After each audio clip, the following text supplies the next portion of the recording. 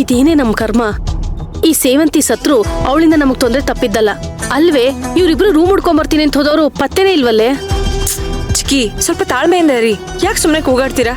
ಬೆಂಕಿ ಬಿತ್ತು ನಿನ್ ತಾಳ್ಮೆಗೆ ಅಲ್ವೇ?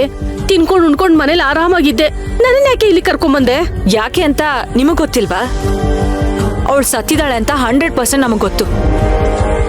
ಆದ್ರೆ ಅಪ್ಪಿ ತಪ್ಪಿ ಅವಳು ಬದುಕಿದ್ರೆ, ಅವಳನ್ನ ಇವರು ನೋಡಿದ್ದು ನಿಜ ಆಗಿದ್ರೆ,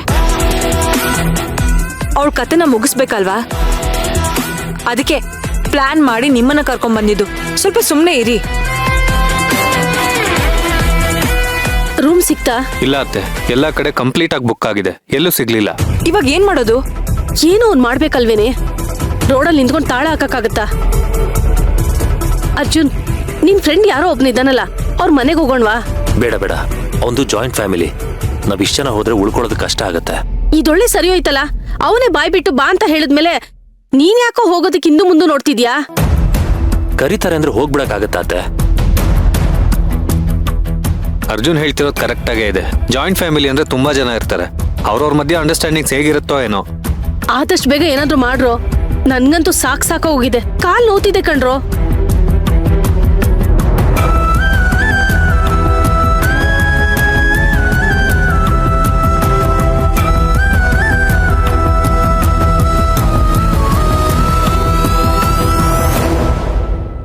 ಅಲ್ಲಿ ಭವಾನಿಯಮ್ಮ ಅವ್ರು ಬರ್ತಾ ಇದಾರೆ.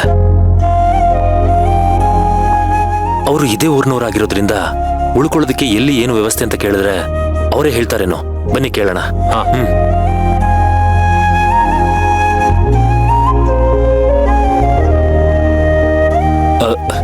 ಅಮ್ಮ, ಒಂದ್ ನಿಮಿಷ. ಉಳ್ಕೊಳ್ಳೋದಕ್ಕೆ ಅಂತ ನಾವ್ ಎಲ್ಲಾ ಕಡೆ ರೂಮ್ ಹುಡ್ಕೊಂಡ್ ಬಂದ್ವಿ, ನಮ್ಗೆಲ್ಲೂ ರೂಮ್ ಸಿಕ್ತಿಲ್ಲ. ನೀವು ಇದೇ ಊರ್ನವ್ರಲ್ವಾ, ನಮ್ಗೆ ಉಳ್ಕೊಳ್ಳೋದಕ್ಕೆ ಏನಾದ್ರೂ ವ್ಯವಸ್ಥೆ ಮಾಡ್ಕೊಡ್ತೀರಾ? ಸದ್ಯದಲ್ಲೇ ದೇವಿ ಜಾತ್ರೆ ಇರೋದ್ರಿಂದ ಹರಕೆ ಕಟ್ಟಿರೋರೆಲ್ಲ ಮುಂಚೆನೆ ಬಂದಿರ್ತಾರೆ. ಹಾಗಾಗಿ ನಿಮ್ಗೆ ಉಳ್ಕೊಳ್ಳೋಕೆ ಜಾಗ ಸಿಗೋದು ಕಷ್ಟನೇ. ಓ, ಅಯ್ಯೋ, ಈಗೇನ್ ಮಾಡೋದು? ಇನ್ನೇನ್ ಮಾಡೋದು? ಯಾರ್ದೋ ಮಾತ್ ಕೇಳ್ಕೊಂಡು ಇಲ್ಲಿಗೆ ಬಂದ್ರಲ್ಲ, ಇನ್ಮೇಲೆ ಬೀದಿಲ್ ಮಲಗ್ಬೇಕಷ್ಟೇ. ನಂಬಿ ಬಂದವ್ರನ್ನ ಆ ತಾಯಿ ಯಾವತ್ತೂ ಬೀದಿಗೆ ತಳ್ಳಲ್ಲ. ನಿಮ್ಗೆಲ್ಲ ಅಭ್ಯಂತರ ಇಲ್ಲ ಅಂದ್ರೆ ನನ್ ಬಳಿ ಒಂದು ಆಯ್ಕೆ ಇದೆ. ಏನು? ದೇವಸ್ಥಾನದ ಪಕ್ಕದಲ್ಲೇ ನಮ್ಮ ಮನೆ ಇರೋದು. ನಿಮ್ ಹರಕೆ ಸೇವೆ ಎಲ್ಲ ಮುಗಿಯೋವರೆಗೂ ನೀವೆಲ್ರೂ ನಮ್ಮ ಮನೇಲಿ ಉಳ್ಕೋಬಹುದು.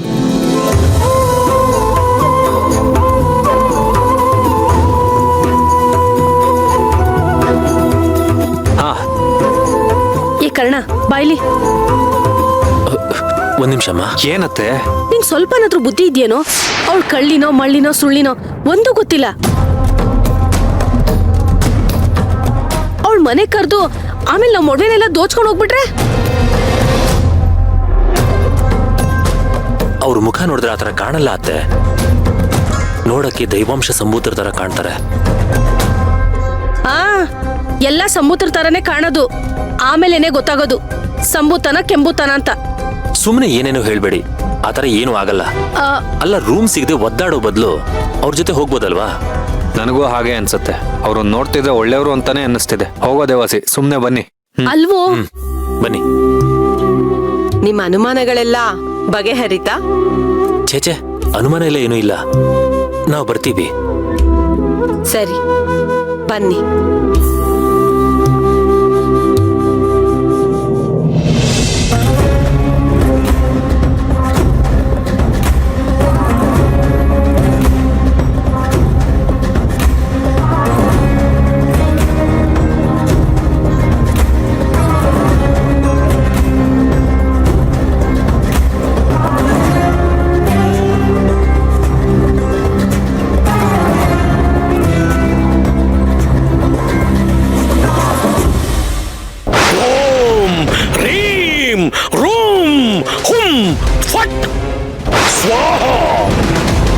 ಅಪ್ಪ, ಆದಷ್ಟು ಬೇಗ ಈ ಬಳೆಗಳನ್ನ ನಾನು ಹಾಕೋಬೇಕು.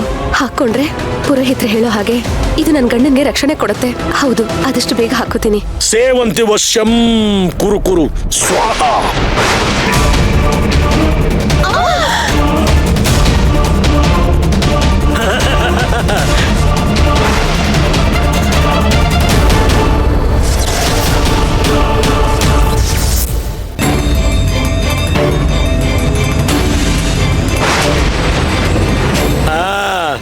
ನಿನ್ನ ಸೌಭಾಗ್ಯನ ಗಟ್ಟಿ ಮಾಡ್ತಾಳ ದೇವಿ.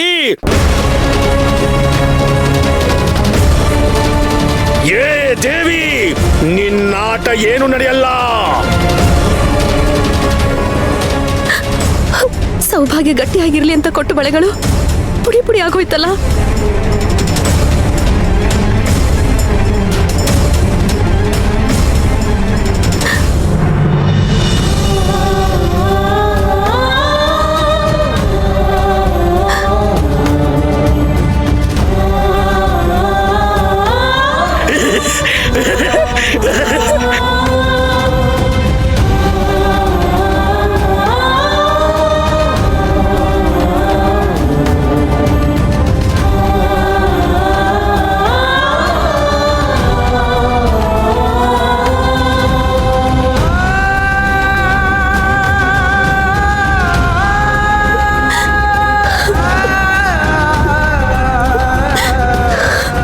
ನಿನ್ನ ದೇವಿ ಆಶೀರ್ವಾದ ನನ್ ಮುಂದೆ ಏನು ನಡೆಯಲ್ಲ.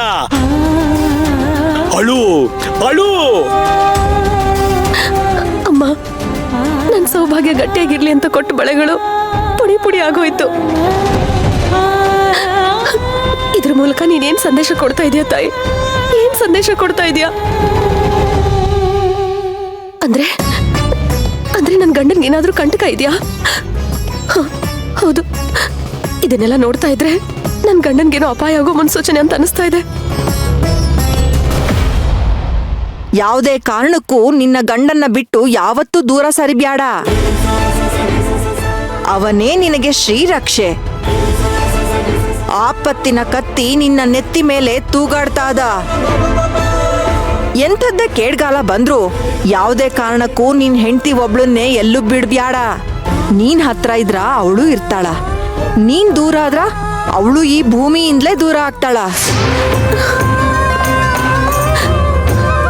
ಹಾಗಾದ್ರೆ ನಾನು ಈಗ್ಲೇ ಅವ್ರ ಹತ್ರ ಹೋಗ್ಲಾ? ಅವ್ರನ್ನ ನೋಡ್ಲಾ? ಅವ್ರು ಹೇಗಿದ್ದಾರೆ ಅಂತ ನೋಡ್ಕೊಂಡ್ ಬರ್ಲಾ?